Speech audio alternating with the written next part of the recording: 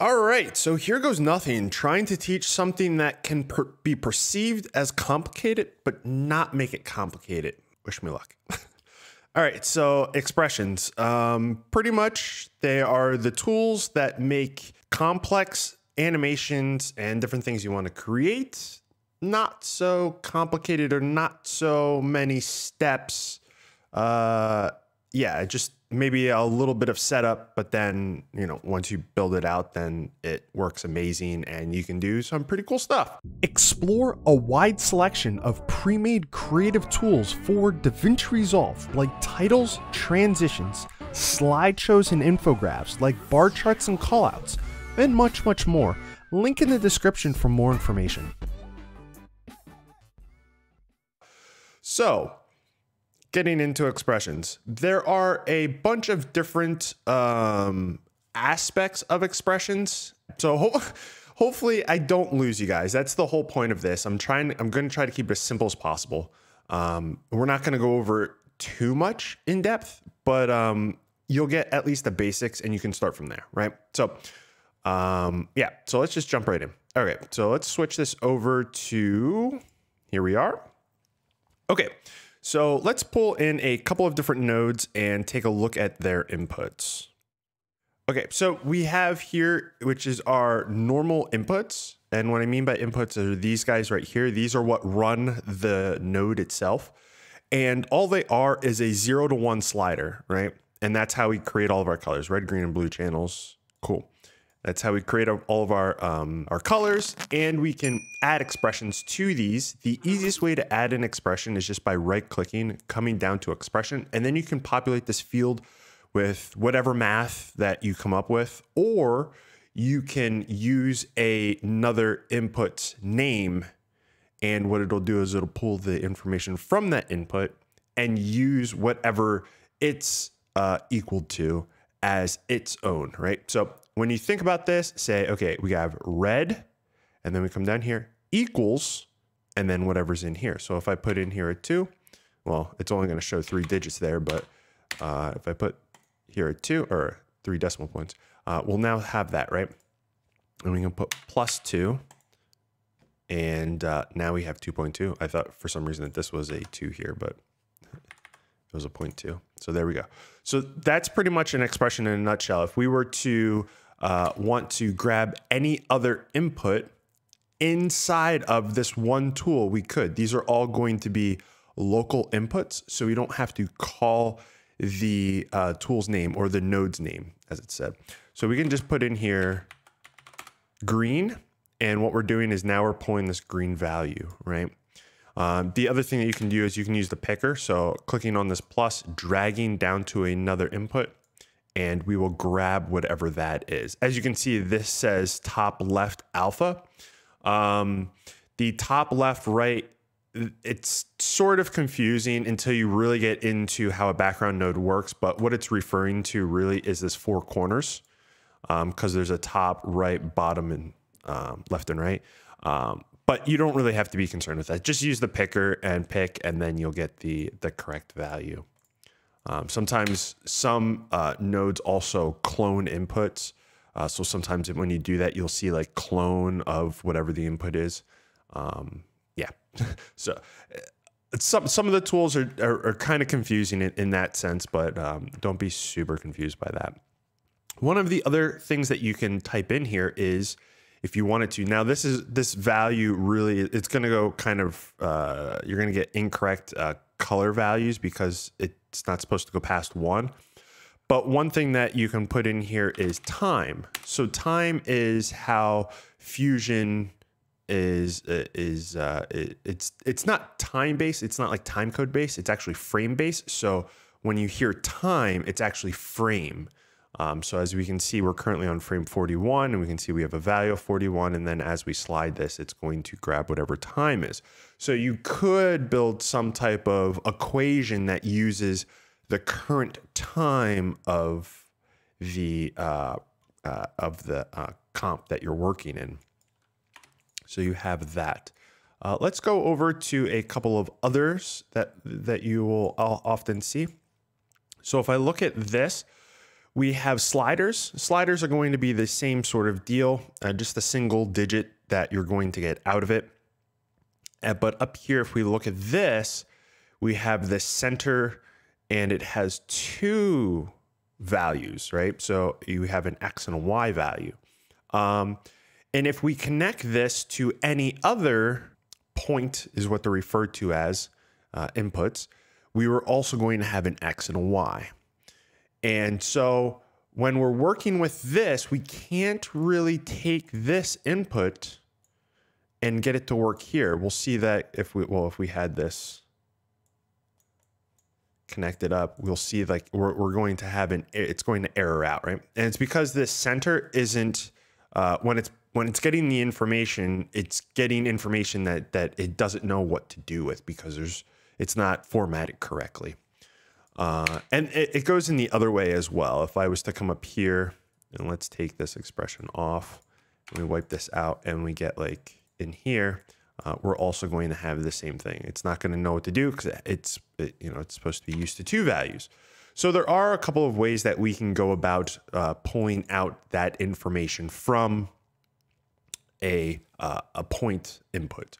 And to do that, what we're going to do is we're going to right click, go into expression, and then we're going to call, or we're going to initially state the input that we want, right? So center is what we want, and then we're going to put a period and then say which value within center do we want. And we can say, okay, well, we want the X. And when we do that, we get the 0.5. And then as you can see, it's, the values are connected. And it's kind of funny because as I move left, it's getting smaller. As I move right, it's getting bigger. But yeah, so that's how we would do that. So now I just showed you one of the things that's going to be the building blocks of all expressions is it's understanding when you want to look into something for a value. So we wanted to look inside center and we want to pull a value of X, and X is indicated here, right? We're going to do the same sort of thing with whenever we want to go into a different node. So let's put this back and let's come back over to the background and let's just do it in red. We can just type in here transform 1, right? And that current value that we were just working with was size, right? So we first want to say, okay, the node name and then a period and size. And now we're pulling the size value here. So if I change that size, we can see our color has changed as we change the size. And what that's doing is it's changing the value here. We can also do the same thing with center, but remember we have to go inside there. So we could say X, and now we will have that value as well. And so as I change this, we can see that our color is changing, okay? So that's kind of how we're able to pull values from other nodes. If you're ever curious what a node's, what you would need to write for a node, you can always hover over, or excuse me, any value. You could always hover over a value, right? Any of these inputs. And then the bottom left down there, you can see that it says background, period, top left green, right? And if I went over to any of the others, we could come into here, transform aspect, right? So we know how to kind of pull those things. If you wanted an easy way to use the picker, you could come over into any of our things. We have them both highlighted right now, so we have them both in the list. We're clicking on our picker, holding down the left click, going down to the name of the node, whichever one is in our list, and then we could grab any of the values. So let's grab angle, and we can see it automatically filled it in there. Okay, so now we have a good understanding of how to copy values from one to the other. Next, let's dive into now building out an expression. So building out an expression is think about it as a math equation of some sort. we have a number already, and then we want to manipulate that number in some way, shape, or form. I feel like the easiest way to do this would actually make this a little more visual, so not so much a transform, but let's use an ellipse. Okay, so in ellipse, we have height and width, right? And if we were to move any of these individually, obviously it's going to not be constant in its shape. But we could grab from the corner and change it like this. So that changes both of those values. The other thing that we could easily do is just right click on one, expression, come down, drag to height, and now I can just use the height slider to get them to move together. So that's pretty cool. All right, so now that we did that, now we can let's say we want to do some type of a move, right?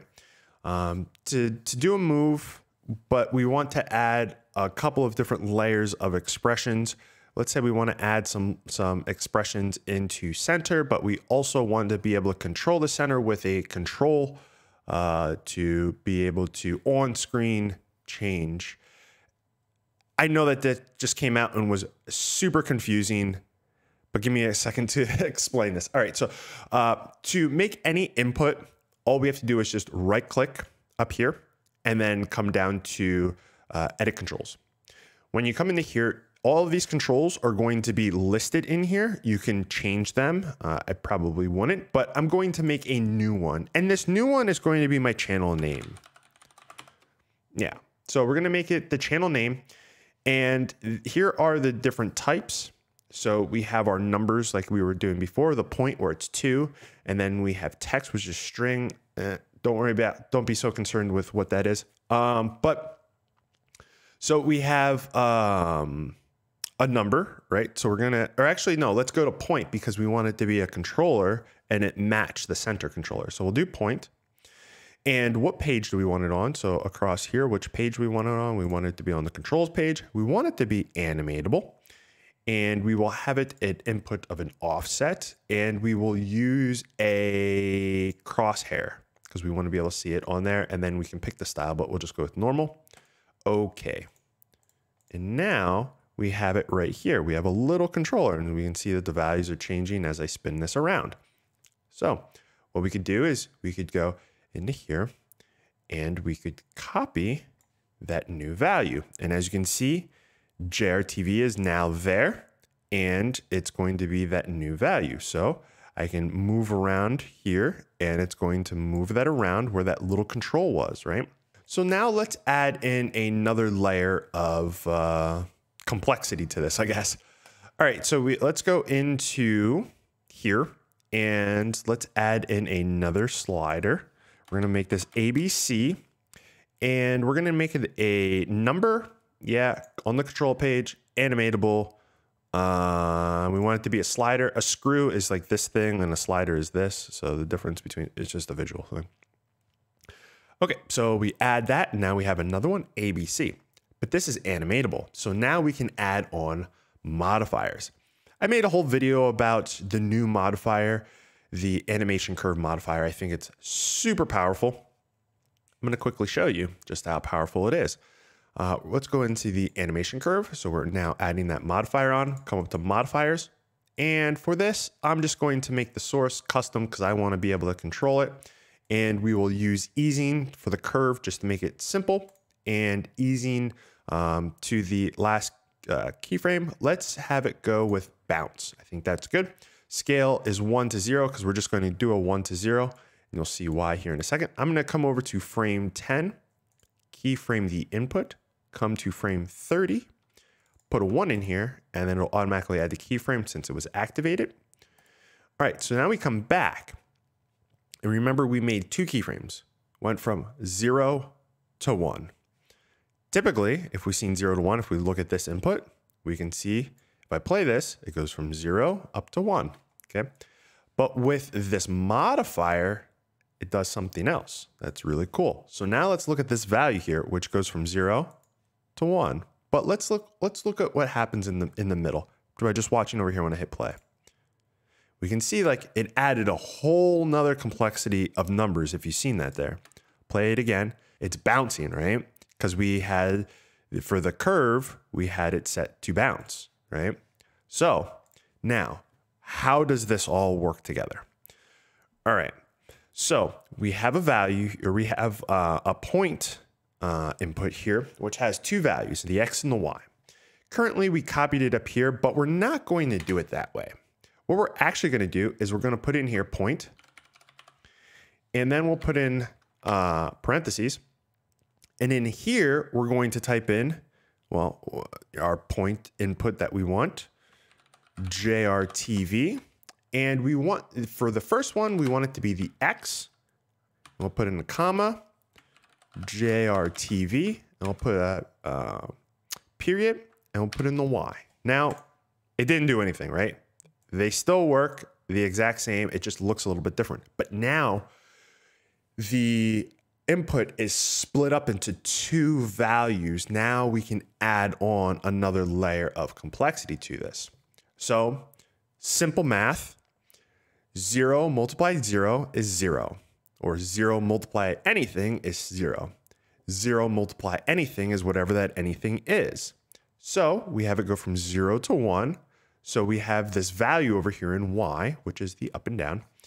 Let's just put in here multiply by ABC. So we're going to first take whatever the value is in Y, in JRTV Y, this, and then we're going to multiply it by ABC.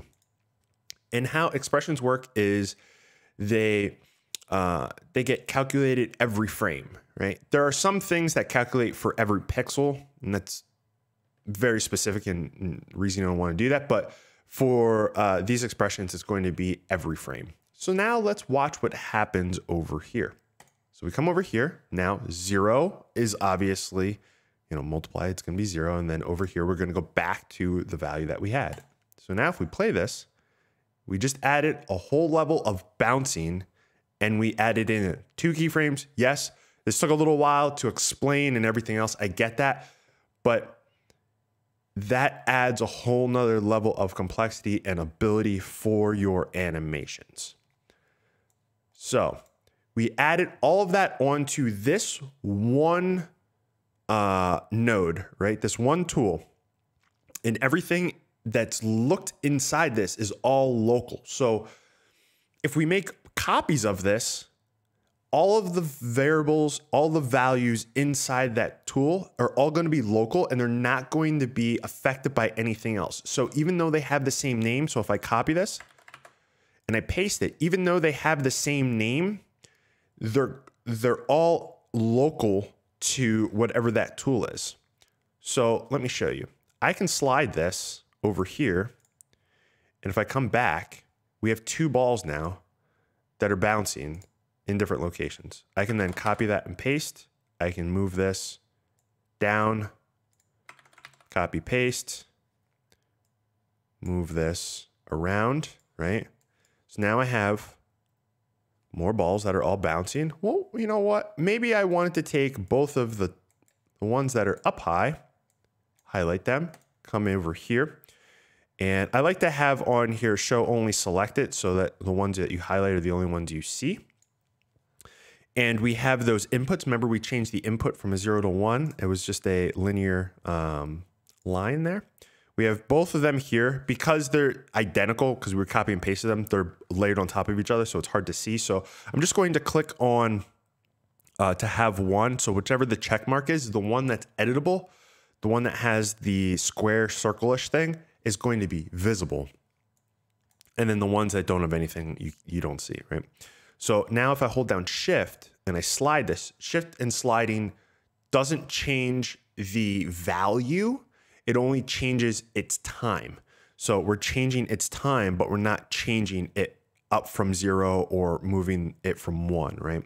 So now if I click on this one and activate that one, let's turn that one off. Take these 2 and we'll holding down shift, sliding. Okay. So now we just changed the timing of everything. If I bring this down.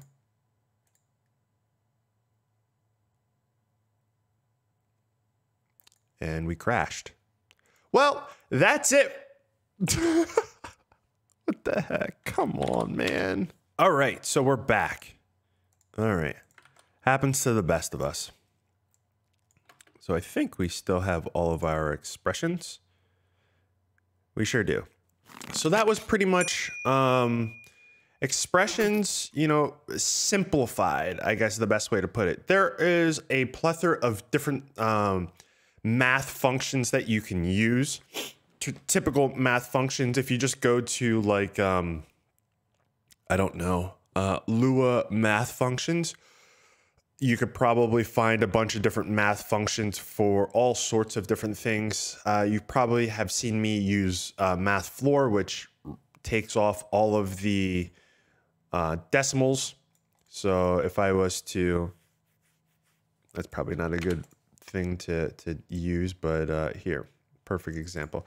If I come into here and let's say this, we could end up having a lot of decimals. So if you come in and you do like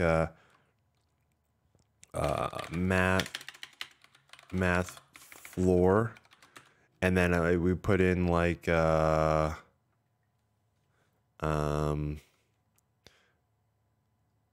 okay, perfect example, ABC.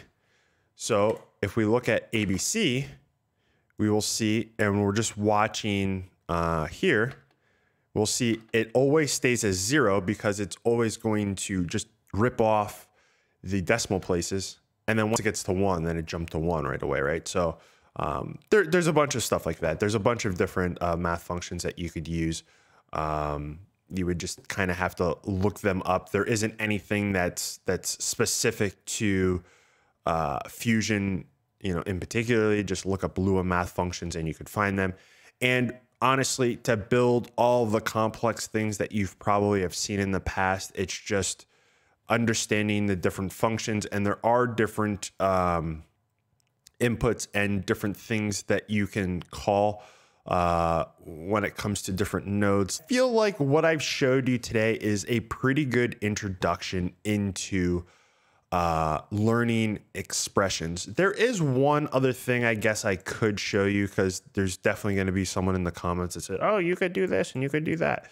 Let me show you quick. So when I was showing you this whole thing going like this and being able to copy that, there is something that's similar to that.